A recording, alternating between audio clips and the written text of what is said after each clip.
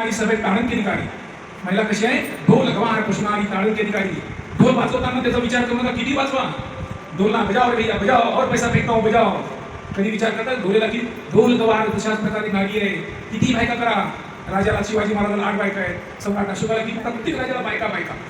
घाबरव असं का स्त्रीला हीन दर्जात येऊन टाकलं. अशा हीन दर्जात असलेली जागतिक पातळीची विषमता दूर करण्यासाठी जगामध्ये त्यांनी त्या बुद्धांच्या काळात मॅडमनी सांगितलं काय होतं. बुद्धांच्या काळामध्ये सर्व महिलांना आपलं स्वातंत्र्य दिलं आणि महिलांची जी प्रगती झाली. काय महिलांच्या जीवनात तुम्ही थेरगाथा वाचा. थेरगाथा वाचल्यानंतर तुमच्या लक्षात येईल की काय महिलांच्या जीवनामध्ये अधोगती आलेली महिला आज सन्मानाने जगून त्याचं जागतिक पातळीवरचं त्यांचं नाव आज आपण घेतो. अशा महिलांना बुद्धांनी दिलेलं आणि बुद्धत्व समाप्त झाल्यानंतर देशांमध्ये मनुस्मृती नावांचा ग्रंथ निर्माण केला. आणि त्या मनुस्मृती ग्रंथांमध्ये काय म्हटलं, 10व्या अध्यायाचा 63वा श्लोक काय म्हणतो, 7 जन्माचा पती 7 जन्मी नवरा हेच मिळू दे. 7 जन्मी नवरा हेच मिळू दे. म्हणजे कसं काय केलं, ब्राह्मणांनी जर ब्राह्मण स्त्री लग्न केलं, तिला जर स्त्री मुलगी जन्माला आली, त्या मुलीने पुन्हा ब्राह्मणाशी लग्न केलं, त्याला मुलगी जन्माला आली, अशी मुलगी जन्माला येणारी स्थिती ही 7 पिढीपर्यंत असेल तर हा नवरा त्याच्यावर आलं की ते महिलाला म्हणते हाच नवरा मला 7 जन्मापर्यंत मिळू दे. 7 जन्मापर्यंत नवरा मिळू दे. कशात दिलेला आहे, मनुस्मृतीच्या 10व्या अध्यायाच्या 63व्या श्लोक मध्ये दिलेला आहे. पेज नंबर 292 वर मनुस्मृतीमध्ये काय म्हणाला, 7 जन्मामध्ये हेच नवरा मिळू दे. का बरं मिळू दे, या ब्राह्मण माणसाने ज्या स्त्रीशी लग्न केलं तिला मुलगी झाली, त्या मुलीने पुन्हा ब्राह्मणाशी लग्न केलं, मुलगी झाली, अशी मुलगी होणारी पिढी कुठपर्यंत चालेल, 7 जन्मानंतर त्या स्त्रीला ब्राह्मणत्व मिळेल. सहस्ती ब्राह्मणत्व होत नव्हती.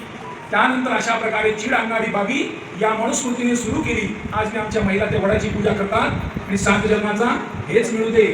दोष कुणाला देता, काय सांगू कुणा, दोष देऊ कुणा, चिड येत नाही म्हणा सांगू कुणाला. मीच आहे दोषी, तुमचे दोषी तुम्हीच आहात. आता तुम्ही काही म्हणू नका.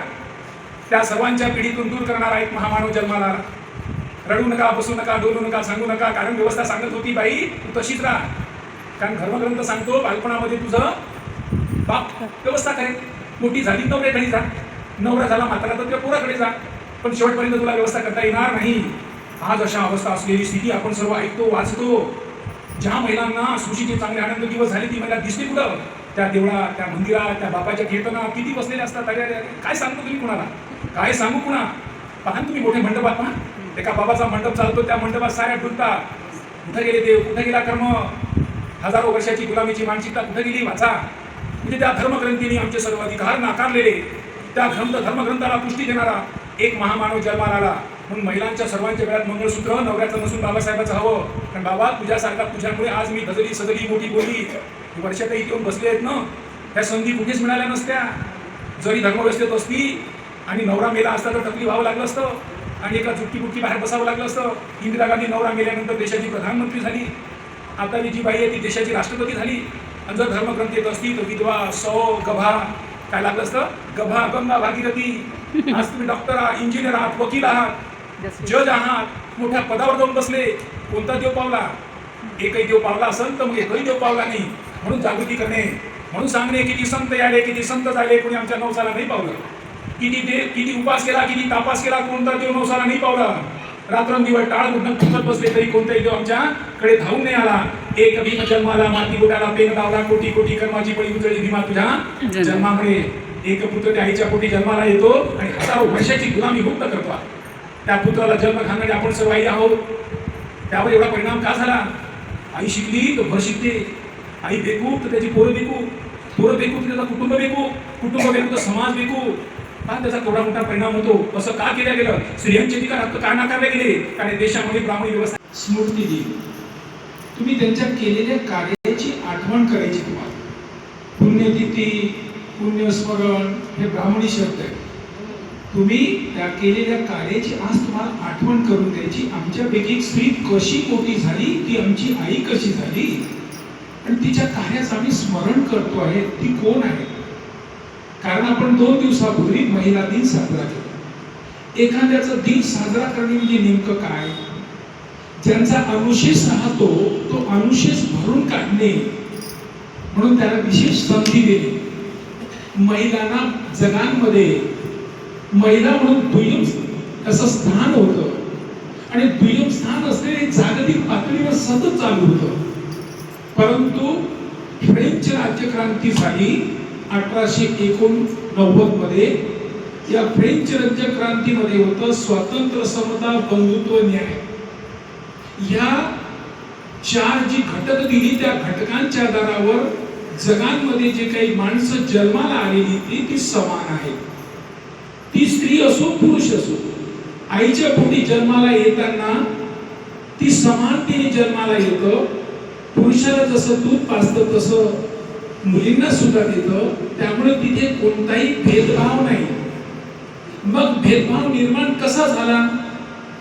म्हणजे भारत समाज व्यवस्थेमध्ये तिला एक दुय्यम स्थान देण्यात आलं आणि तिचे अधिकार, हक्क सर्व नाकारण्यात आलं. आता आई जर जेवण परोसत असताना मुलाला आणि मुलाला जर 2 खांड जर मटणाचे जास्त दिले तर मुलगी म्हणते तिला खान मला का नको. अशा प्रकारची प्रश्न निर्माण करणारी ती व्यवस्था ही फ्रेंच राज्यक्रांतीतून झाली. आणि फ्रेंच राज्यक्रांती झाल्यानंतर मग 1800चा जो काळ होता त्या कालखंडामध्ये वेगवेगळ्या प्रकारच्या क्रांती झाल्या. महिलांना सुद्धा जाणीव झाली आणि जगांमध्ये 1848 मध्ये महिलांनी आपला अधिकार हक्कासाठी संप केला. का अधिकार हक्क केला? आम्ही यांच्या बरोबरीला समान काम करतो, समान वेतन का नाही? समान काम करण्यासाठी समान आम्हाला तास दिली जातात. जर पुरुष 12 तास काम करतो, मी 12 तास काम करते, मग मला का नको? या समानतेच्या अधिकारावर त्यांनी 1848 मध्ये त्यावेळेस त्यांनी संप पुकारला. त्याच वेळेस तुम्हाला माहित असेल भारतातला महामानव क्रांतीसूर्य ज्योतिबा फुलेंनी ते बघितलं की त्यांना सुद्धा अशाच प्रकारची ज्या स्त्रींचा आपण उल्लेख करतो आहोत ती स्त्री तुमच्यासारखीच होती. जसं तिला क्रांती ज्योतिबाने संधी दिली, संधीचं तिनं सोनं केलं. आता तुम्ही रडू नका, बोलू नका, नुसतं कोणी यावं आम्हाला टिकली मारून जावं नाही होणार. तुम्हाला तुमच्या पायावर उभं राहावं लागेल. जज होण्याची संधी का पुरुषांनीच घेतली नाही, स्त्री पण होऊ शकते.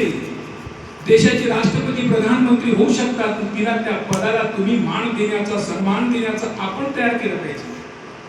माझी कॅपॅसिटी मी वाढवली पाहिजे. यांचं स्मरण करण्याचं कारण का? त्यावेळेस ती एक अज्ञात स्त्री, अनाडी स्त्री, जिला काही शिक्षणाची संधी नव्हती, परंतु तिला तिच्या नवऱ्याने सहचरणी बनवलं.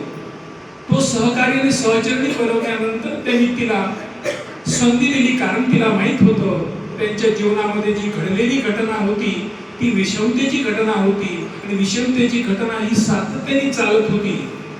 कारण ज्योतिबा हा श्रीमंत घरचा मुलगा होता आणि सावित्री सुद्धा श्रीमंत घरची मुलगी होती. दोन्ही श्रीमंत घरची मुलं असताना धर्मव्यवस्थेनुसार ते सहज चांगलं जीवन जगले असते. परंतु ज्योतिबांनी हे जेव्हा बघितलं मित्रत्वाचा काय परिणाम होतो, ज्योतिबाच्या जीवनामध्ये जेव्हा ज्योतिबा शिक्षणाला जायला लागले, शिक्षण घ्यायला लागले, तेव्हा त्याला हे ब्राह्मणी त्यांच्या नोकरांनी शिक्षण घेण्यासाठी नकारलं. त्यांचं शिक्षण बंद केलं. आणि त्यांचं शिक्षण कधी झालं? कारण त्यांचे जे मित्र होते, त्यांची जी आत्या होती, तेव्हा ती एका ब्रिटिश मित्रांकडे कामाला जात होती. तेव्हा ब्रिटिशांची त्यांचा संबंध आला आणि त्या ब्रिटिश माणसांनी, फिलिप्स नावाच्या माणसांनी आणि बेगम नावाच्या एक फातिम बेगम हा नावाचा व्यक्ती होता, या दोघांनीही ज्योतिबाला शिकवण्यासाठी त्याच्या वडिलांना मजबूर केलं आणि ते शिकल्या गेले. आणि शिकल्या गेल्यानंतर त्यांचं लग्न झालं.